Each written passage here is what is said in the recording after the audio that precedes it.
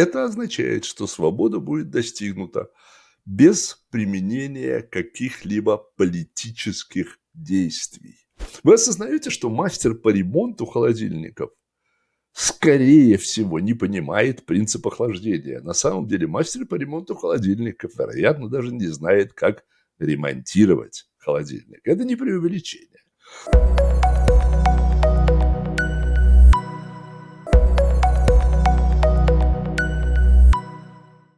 Тема 11, сессия 2. Решение. Давайте рассмотрим концепцию идеологической программы более подробно. Идеологическая программа, как я уже сказал, является стратегией. Вы можете назвать ее планом действий, который позволит нам вводить новые продукты на рынок, вводить новые идеи на рынок и добиваться их принятия членами общества. Идеологическая программа – это программа, которая при реализации приведет к достижению конкретного продукта, достижению свободы и поддержанию свободы. И достижение этого продукта свободы будет осуществлено без принуждения. Это означает, что свобода будет достигнута без применения каких-либо политических действий. Это означает, что у нас есть еще один разрыв со всей прошлой традицией в плане стратегии. Первый шаг идеологической программы – это инновация, как мы уже говорили, открытие новых идей. Нужно спросить, однако, почему инновация является первым шагом к принятию идей или новых продуктов на рынке? Почему надо начинать именно с инновации? Если вы понимаете, то есть все ли вы, господа, понимаете, почему мы начинаем с инновации, потому что, честно говоря, если бы мы были в самом начале, я бы объяснил, но сейчас уже вы-то можете сказать, может ли какое-то имущество, какой-то продукт, какое-то что-то, что создано, существовать без инноваций. Сейчас мы говорим о первичной и вторичной собственности. Мы начинаем с инноваций просто потому, что это по очень практической причине. Нет другого места для начала. Продукты начинаются с инноваций, будь то материальные или нематериальные. Как только новая идея создана, если единственный, кто знает об этой инновации, это сам новатор, он никогда не передаст эту идею никому другому, то что станет с его идеей? А ничего. Инновация умрет вместе с инноватором. Поэтому должен произойти второй шаг. Он включает успешную передачу рациональных знаний, рациональных идей рациональному получателю. Этот процесс называется образование. Однако у нас есть проблема. Не так много людей поддаются обучению. Число людей, которые рациональны и увлечены приобретением знаний, невелико. Чтобы донести продукт до масс, будь то автомобиль, магнитофон, что-либо еще, нельзя остановиться на втором шаге. Нужно иметь способ достучаться до обычного человека с вашим продуктом. Это включает третий шаг идеологической программы, а именно передачу образа, создание имиджа, еще можно сказать, продукта, скажем, так сказать, массам.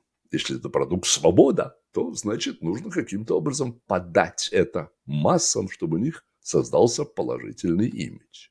Массы не связаны с предпосылками или интеллектуальными процессами мышления, на которых эти идеи были построены. Их интересует результат. Или что из них для меня-то, И ничего плохого в этом вопросе нет. Правильная реклама включает в себя подготовку принятия массами идей, продуктов без какого-либо знания о том, как продукт был создан, кто его создал. Вот, чтобы проиллюстрировать это, возьмем распространенный продукт какой-нибудь, с которым вы знакомы.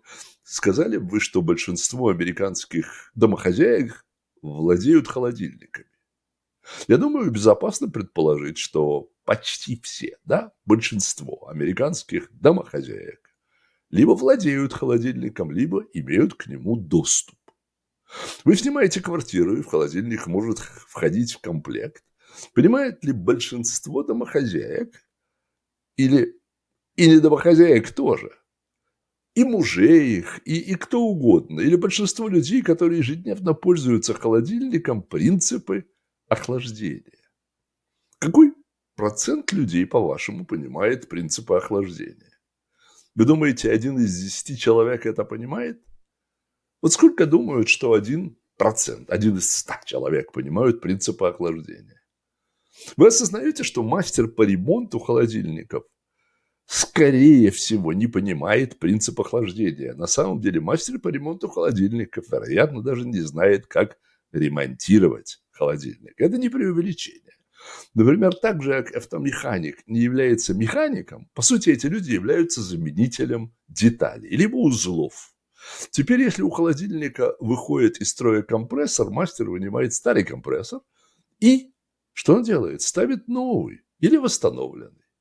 Но это не значит, что он знает, как восстановить компрессор.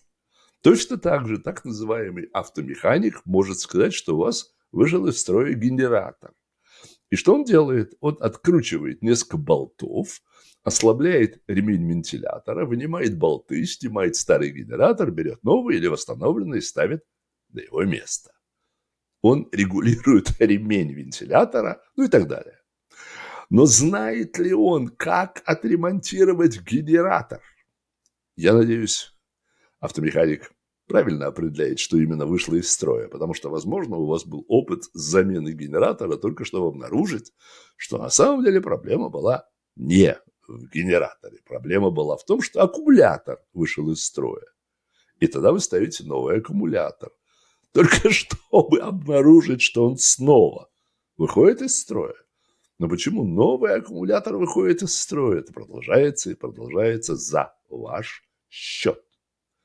Кто-нибудь из вас сталкивался с этой проблемой? Я сталкивался. Надеюсь, у вас нет такой проблемы, когда вы идете к врачу. Хотя врачи понимают о работе нашего организма не больше, чем механики о работе холодильника. Я понимаю, что это неприятное известие, но правда.